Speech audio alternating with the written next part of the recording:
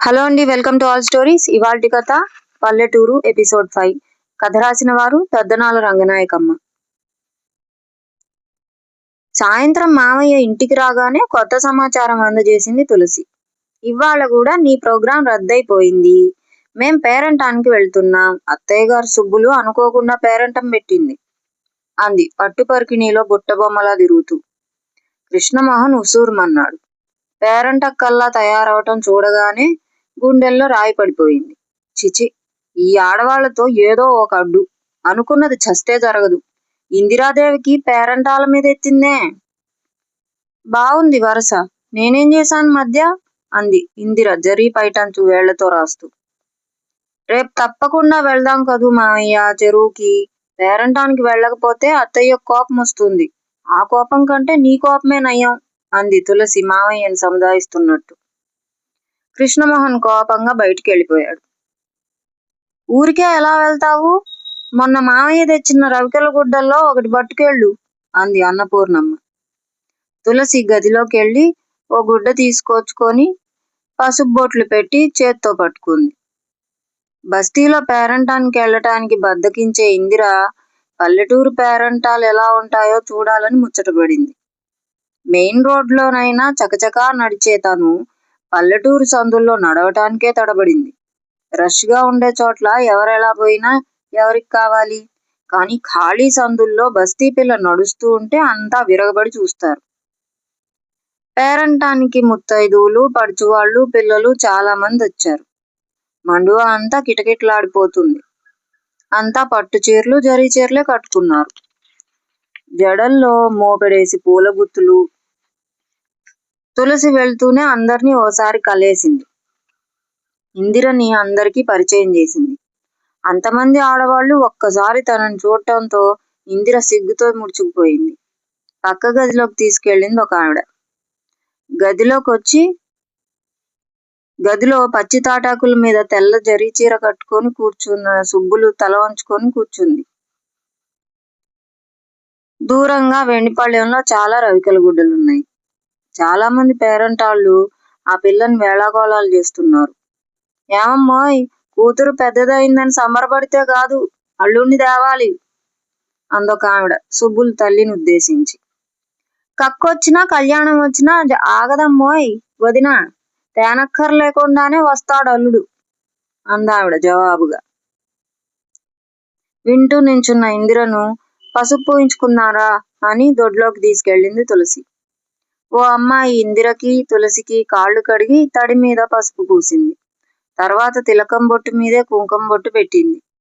చాలాసేపు కూర్చున్నారు చావిట్లో అంతా. తర్వాత బెల్లం కలిసి నానబియ్యం, నువ్వుల చిమ్మిలి, అట్టిపళ్ళు తామరాకుల్లో పెట్టి ఇచ్చారు. ఇంటికొచ్చేసరికి పొద్దుపోయింది. విశేషాలన్నీ అన్నపూర్ణమ్మకి చెప్పింది తులసి. పట్టుపరికిని విప్పేసి సాదా బట్టలు కట్టుకుని అంది, నీ చీర కూడా విప్పుదువు గాని పద. ఇద్దరూ పైకెళ్లారు. కృష్ణమోహన్ పిట్టగోడకు ఆనుకుని నించుని చింతకేసి చూస్తున్నాడు. తులసి ఇందిర రావటం గమనించినట్టు. ఏమిటో అంత దీర్ఘంగా ఆలోచిస్తున్నావు అంది ఇందిర పక్కన నించుని. ఏదో ఓటి, నాతో మాట్లాడకండి. తులసి నవ్వింది. ఓ, మామయ్య కోపం వచ్చింది ఇందిరా అంది. అయితే మనమే మాట్లాడుకుందాం. చూడు తులసి, పాదాల మీద పసుపు కుచ్చిళ్ల జరీ కంటింది. పోనీలే, మీ ఊళ్ళో జరిగిన పేరంటానికి ఆనవాలుగా ఉంటుంది కదూ. కృష్ణమోహన్ చెల్లించలేదు. అయితే ఇందిరా, పాపం రాయి తగిలి బటన్ వేలు నెత్తురు కారింది కదా, ఇప్పుడు ఎలా ఉంది అంది తులసి కళ్ళతో సైగ చేస్తూ. అబ్బా, చాలా బాధగా ఉంది తులసి, అసలు నిలబడలేకపోతున్నాను అంది బాధగా ఇందిర పిటగోడ కేసి చేరబడి. అంత కళ్ళు నెత్తి మీద పెట్టుకొని నడవటం దేనికి? బాగా నొప్పిగా ఉందా అన్నాడు కృష్ణమోహన్ ఆదుర్దాగా. తులసి ఫక్కుమంది. అంతా ఉత్తదోయ్ అంటూ. ఓడిపోయావు నువ్వు నవ్వింది ఇందిర. కృష్ణమోహన్ తెల్లబోయినా తమాయించుకుంటూ, నీ దగ్గర ఎప్పుడూ ఓడిపోతాను ఇందిరా అన్నాడు. కొయ్య మీద కూర్చొని చెరువులోకి దిగనని మొండికేసింది ఇందిర. లోతుండదు, అడుగునంతా ఇసుక. మేం చాలాసార్లు స్నానం చేస్తుంటాం ఇందిరా, ఏమీ భయం ఉండదు అని చెప్పింది తులసి. ఇందిర చాలాసేపు ఆలోచించింది. మరి బట్టలెక్కడ మార్చుకోవటం? సందేహం వెలిబుచ్చింది ఇందిర. ఇన్ని చెట్లున్నాయి, దేని చాటునైనా మార్చుకోవచ్చు. పోనీ నేను 9 మైళ్ళు వెళ్ళిపోయి కూర్చుంటాను. మీరు పిలిచేదాకా రాను, సరే? అన్నాడు కృష్ణమోహన్. ఇందిర నవ్వింది గాని అప్పటికీ ఒప్పుకోలేదు. మీరు దిగండి, చూస్తాను అంది. ఇదేం కుదరదు. తులసి, నువ్వా రెక్క పట్టుకో అంటూ కృష్ణమోహన్ బలవంతానికి పూనుకునేసరికి ఇందిర బతిమాలుకుంది. వద్దొద్దు, నే దిగుతాను. తులసి చొరవగా కొయ్య మీద నుంచి నీళ్లలోకి దిగి అలా అలా లోతుకెళ్ళింది. ఇందిర భయంగా ముందు కాళ్ళు జార్చి నెమ్మదిగా దిగి నించుంది. ఏమిటా భయం? నీ ప్రాణమేనా అంత తీపి? అంటూ 4 అడుగులు ముందుకు లాక్కెళ్ళాడు కృష్ణమోహన్. నీరు నెమ్మదిగా చల్లగా తాకుతూ పైకెక్కుతోంది. నీళ్ల మీద చీర గొడుగులా లేచింది. బట్టలు బలవంతాన నీళ్లలో ముంచెయ్యాలి అంది నీళ్లలో తెగదిరుగుతూ తులసి. ఇందిర చీరను చేత్తో అదింపట్టి మరికొంత దూరం వెళ్లేసరికి నీరు గుండెల దాకా పాకి పైట లేచి నీళ్ల మీద తేలియాడసాగింది. కంఠం వరకు తడుపుకొని కాస్త వెనక్కెళ్ళి నించుంది ఇందిర. చలికి ఒళ్ళంతా గగురు పొడిచింది. వణుకుతూ నించుంది ఇందిర. చూడు తులసి, ఇందిర నిల్చుండిపోయింది మలిచిన శిల్పంలా అన్నాడు కృష్ణమోహన్. తడిబట్టలు ఒంటినంటిపోవటం చూసి ఇందిర సిగ్గుతో చితికిపోయింది. తడిశాక గాలిలో నించుంటే చలేస్తుంది ఇందిరా. కంఠం వరకు నీళ్లలో మునిగిపో. ఇలారా, అదిగో ఆ తామరకాడ అందుకోగలవా అంటూ తులసి ఇంకాస్త దూరం వెళ్లి తామరకాడలు తెంచి గొలుసులు చేయసాగింది. ఇందిర నిర్భయంగా నీళ్లలో దిగింది చొరవ చేసి. నువ్వు కాస్త దూరంగా వెళ్ళు కృష్ణమోహన్ అంది ఇందిర నీళ్లను చేత్తో సరదాగా పోగు చేస్తూ. నే వెళ్ళను, ఇది నా చెరువు. నన్ను దూరంగా పొమ్మంటానికి నువ్వెవరివి అన్నాడు హాస్యంగా కృష్ణమోహన్ ఇద్దరి మీద నీళ్లు జల్లుతూ.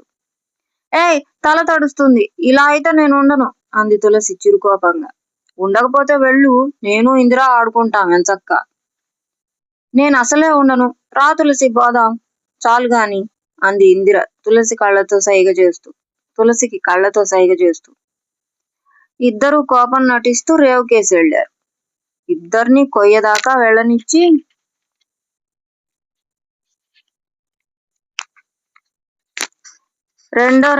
చెరో రెక్క పట్టుకు బరబరా ఈడ్చుకొచ్చాడు కృష్ణమోహన్ లోపలికి. తులసి కిలకిలా నవ్వేసింది. ఇందిర బొంగమూతి పెట్టింది నీళ్లను చేతులతో చెల్లా చెదురు చేస్తూ. తులసి, మీకు నాకు పందెం. మీరు కొయ్య దగ్గరికి వెళ్లే వరకు ఇక్కడి నుంచి కదలను. కొయ్య ఎక్కుతుంటే గమ్మునొచ్చి వెనక్కి లాక్కొస్తాను. నే వచ్చే లోపునే మీరెక్కిపోతే నేను ఓడిపోయినట్టు. మీరెక్కలేకపోతే మళ్ళీ కాసేపు నీళ్లలో తిరిగి వెళ్ళాలి. ఒప్పుకుంటారా అన్నాడు కృష్ణమోహన్ ఇద్దరిని చూస్తూ. నేను ఒప్పుకుంటాను. నువ్వు అంది తులసి. సరే అంది ఇందిర. కృష్ణమోహన్ దూరంగా వెళ్లి నుంచున్నాడు. ఇద్దరూ కొయ్య దగ్గరికి చేరుకొచ్చారు. వచ్చేస్తున్నాను అంటూ అంత దూరం నుంచి వచ్చేస్తున్నాడు కృష్ణమోహన్. జారుడు కొయ్య, తొందరగా ఎక్కబోతుంటే జారిపోతుండేది. పైగా కంగారు. ఇంతలో కృష్ణమోహన్ రావటం, ఇద్దరిని వెనక్కు లాక్కుపోవటం. తులసి విరగబడి నవ్వుతోంది ఆటకి. ఇద్దరూ 4-5 సార్లు ఓడిపోయారు. ఓ పట్టులో తులసి ఎక్కేసింది కొయ్య. ఇందిర ఓడిపోయి వెనక్కి పోయింది. కృష్ణమోహన్ ఇందిరని దాదాపు మధ్యకి తీసుకెళ్లిపోయాడు గట్టిగా పట్టుకొని. ఇక నేను నడవలేను, ఆడలేను, అలుపుగా ఉంది, వెళ్ళిపోదాం అంది ఇందిర జాలిగా. అతను ఇందిరని తీసుకొచ్చేశాడు. తులసి చేయి పట్టుకుంది. ఇందిర గట్టు మీదకొచ్చింది. కృష్ణమోహన్ తుండు బట్టలు తీసుకొని దూరంగా వెళ్ళిపోయాడు. తులసి ఇందిర చెరువు గట్టు మీద బట్టలు మార్చుకున్నారు. తడి బట్టలు నీళ్లు పిండేసి సంచిలో కుక్కి చెట్టు మొదట్లో పెట్టింది తులసి. ఆనక అప్పన్న తెస్తాళ్లే అంటూ. ఆకలి, ఏది నువ్వు తెచ్చిన తాయిలం తొందరగా పెట్టు అంటూ పొడి బట్టలు కట్టుకొని తుండు చెట్టు మొదటికి విసిరేసి హడావుడిగా వచ్చి ఇద్దరి మధ్య కూర్చున్నాడు కృష్ణమోహన్. అంత కంగారైతే ఎలా? కాసిన తామరాకులు కొయ్యి ముందు. ఈ తాయిలం ఏమిటో ఇందిర చెప్పుకోవాలి అంది తులసి టిఫిన్ క్యారియర్ ఊడదీస్తూ.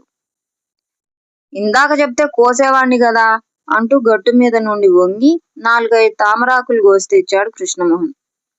ఇందిర కాసేపు ఆలోచించి పరమాన్నం అంది టిఫిన్ చూసి. తప్పావులే నువ్వు మావయ్య. అతనికి కూడా అంతుపట్టలేదా తాయిలం. ఇదేదో పరమాన్నంలా ఉంది, ఏమిటి చెప్పమా? ఆ అటుకులు పాలల్లో. అటుకులా? చాలాసార్లు చూశాను గాని తెలుసుకోలేకపోయానే అంది ఇందిర తింటూ. పంచదార చాలేదు తులసి అన్నాడు కృష్ణమోహన్. ఛ ఎక్కువైంది అంది ఇందిర. కాదు సరిపోయింది అంది తులసి. కడుపులు నిండుతున్న కొద్దీ కబుర్లు ఊరుతున్నాయి. నువ్వు ఏతా మోటబావి దిగుడు బావి చూశావా అంది ఉన్నట్టుండి తులసి. పేర్లు విన్నట్టు గుర్తు ఎక్కడో, నేనెప్పుడు చూశాను అంది ఇందిర.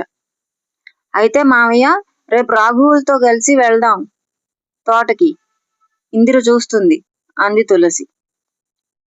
ఆ పని చేసే టైంలో చూస్తే బాగుంటుంది, ఇప్పుడెందుకు, వద్దు అన్నాడు కృష్ణమోహన్. అదేమిటి అన్నీ చూపిస్తానని తీసుకొచ్చి అంది ఇందిర ఆశగా. అయితే చూస్తావా? సరే వెళ్దాంలే. లే అంటే కాదు, వెళ్దాం. అవి ఎలా ఉంటాయో యోచిస్తాను. తులసి చేతులు కడుక్కుందాం, వస్తావా? ఇద్దరూ వెళ్ళి కొయ్య మీద నించొని చేతులు కడుక్కున్నారు. టిఫిన్తో నీళ్లు తెస్తే కృష్ణమోహన్ కూడా కడుక్కున్నాడు. ఇక వెళ్దాం, కింది కొంగిన కొమ్మల మీద కాసేపు కూర్చుందాం అంది ఇందిర. నిన్న ఉయ్యాల సరిగా ఊగలేదు, కాసేపు ఊగెళ్దాం అంది తులసి ఉయ్యాలకేసెళ్తూ. ఇందిర కూడా రెండో ఉయ్యాల అందుకుంది. మొన్న కంటే నయంగా ఉంది. చెరువు గట్టున ఎత్తైన కొమ్మలకేసిన తాళ్ళుయ్యాళ్ళు పోటీగా ఊగటం ఎంత సరదాగా ఉంటుంది. తోటంతా చెట్లన్నీ, చెరువు కూడా దూరంగా వెళ్ళొస్తున్నట్టు అనిపిస్తుంది.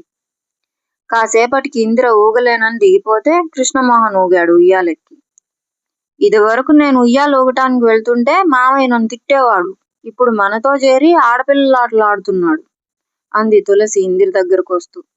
తర్వాత చాలాసేపు తోట షికారు. మర్నాడు ఎక్కడికి వెళ్ళటానికి వీల్లేకపోయింది. సన్నగా వానలంకించుకుంది పొద్దుట్నుంచే. పంచాయతీలో క్యారమ్స్ బోర్డు ఉంటుంది, తెప్పించనా, ఆడుకుందాం అన్నాడు కృష్ణమోహన్.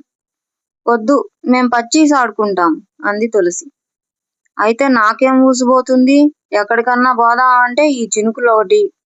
ఏ ఇంద్ర, క్యారమ్స్ నీకెంతో ఇష్టం కదూ, తులసి కూడా నేర్చుకుంటుంది. పచ్చీస్ ఎలా ఉంటుందో నేర్చుకుంటాను, క్యారమ్స్ తెలిసిందేగా. పల్లెటూరు పద్ధతులు నేర్చుకోవాలన్నావు కదూ నవ్వింది ఇందిర నిగూఢంగా. సరస్సును తీసుకొస్తాను, అదుంటే ఆట బాగుంటుంది అంటూ పరిగెత్తింది తులసి.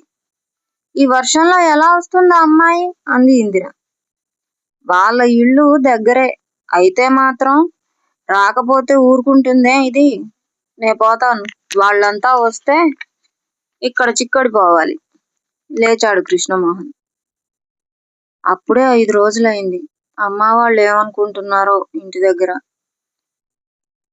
వెళ్ళొచ్చులేదు, నిన్ను క్షేమంగా అప్పచెప్పే బాధ్యత నాది. పోనీ రేపు కార్డు రాయి, అత్తవారింట్లో క్షేమంగా ఉన్నాను అని అన్నాడు కృష్ణమోహన్. ఇందిర నవ్వింది. కృష్ణమోహన్ నవ్వుతూ వెళ్ళిపోయాడు.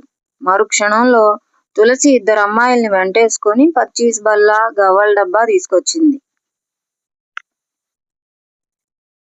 ఈ అమ్మాయి సరస్వతి, ఆ అమ్మాయి రాధ. నలుగురి మీద ఆట బాగుంటుంది అంటూ 4 రకాల పావులు వేరువేరుగా పెట్టి గవ్వలు చేతిలోకి తీసుకుంది తులసి. అసలు ఈ ఆటకి పద్ధతులేమిటో సింపుల్గా చెప్పకపోతే ఎలాగా ఆడటం అంది ఇందిర. చూస్తుండు, అదే తెలుస్తుంది. మొత్తం 5 పందాలు. అంతా పావులెక్కించుకునేదాకా ఒకరినొకరు చంపుకోవడానికి వీల్లేదు. చంపుడు పందెం దొరికితే గాని పంటకెళ్ళకూడదు. అబ్బో బోల్డు నియమాలు. అసలు ఆట ఆడిని అదే బోధపడుతుంది అంటూ తులసి గవ్వలు గులకరించి పోసింది. పచ్చీస్ అంది హుషారుగా. చేతిలో గవ్వలు కదిపి కింద పోస్తే అవి ఇష్టం వచ్చినట్లు పట్టం. దాన్ని బట్టి పందాలు, పచ్చీసులు, తీసులు, దాన్లు. అన్నీ భలే సరదాగా ఉందే అనుకుంది ఇందిర. ఆటలో ఒకళ్ళనొకళ్ళు చంపుకోవటం, తిరిగి ఎక్కించుకోవటం, చంపిన వాళ్ళకి సంతోషం, చచ్చిన వాళ్ళకి ఉక్రోషం. రాధ ఉత్త ఉడుకుమోతు పిల్ల. పావు చచ్చినప్పుడల్లా బిక్కమొహం పెట్టేసేది. తిరిగి పందెం వేసి చచ్చిన దాన్ని బ్రతికించుకునే వరకు ఒకటే ఆరాటం. మొదట ఆటలో సరస్వతి ముందు పడింది. ఇందిర ఓడిపోయింది. తర్వాత 2 ఆటల్లో ఇందిరే ఓడిపోయేసరికి బాధ అనిపించింది. నేర్పుగా పట్టుదలగా ఆడి ముందు పడింది 4 ఆటలో. మొత్తానికి పచ్చీస్ పట్టుబడింది. పైగా సరస్వతితోనూ రాధతోనూ స్నేహం కలిసింది. మా ఇంటికి ఒకసారి రండి అంది సరస్వతి ఆప్యాయంగా ఇందిరతో. అలాగే. మరి చినుకులు పడుతున్నాయి కదా తప్పుకోబోయింది ఇందిర. మరేం పర్వాలేదు, నేను రాలేదేమిటి? పద వెళ్దాం, వాళ్ళిల్లు చూద్దువు గాని అంటూ ఆటెత్తేసింది తులసి. మధ్యలో ఆటెత్తేసినందుకు కోపం వచ్చింది రాధకి. ఏమిటే కంగారు, నీతో ఏదైనా ఇంతే, అయ్యేదాకా ఆరాటం అంటూ విసుక్కుంది. తర్వాత నలుగురు ఆ చినుకుల్లోనే దొడ్డిదారిన సరసు వాళ్ళింటికి వెళ్ళారు. బస్తీ వాళ్ళు మా పల్లెటూరు వంటలు తింటారా అంటూ నెలనాళ్ల క్రింద వండి భోషాణంలో భద్రపరిచిన అరిసెలు పెట్టింది సరస్వతి.